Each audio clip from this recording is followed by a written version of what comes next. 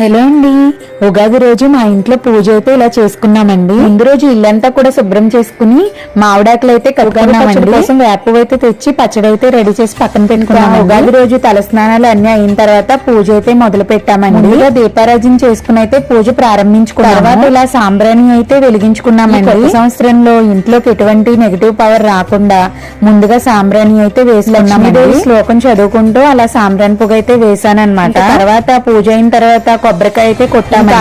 హారతి అయితే ఇచ్చామండి. దేవుడికి నైవేద్యంగా కొబ్బరికాయ, అరటిపళ్ళు, అలాగే ఉగాది పచ్చడి, బొబ్బట్లు అయితే నైవేద్యంగా పెట్టామండి. ఇప్పుడైతే అందరం హారతి అయితే తీసుకున్నాము. పూజ అంతా కంప్లీట్ అయిన తర్వాత అనుష ఇలా ఇల్లంతా కూడా సాంబ్రాణి పొగ అయితే వేస్తే ఇల్లంతా కూడా చాలా పాజిటివ్ ఎనర్జీ అనేది వస్తుంది. భోజనానికి అయితే వెజ్ పులావ్, అలాగే రైతా, అలాగే పప్పుచారు అయితే రోజు చేసామండి. ఇలా సెలబ్రేట్ చేసామండి. మా వీడియో కనుక మీకు నచ్చినట్లయితే ప్లీజ్ సబ్స్క్రైబ్ చేయండి.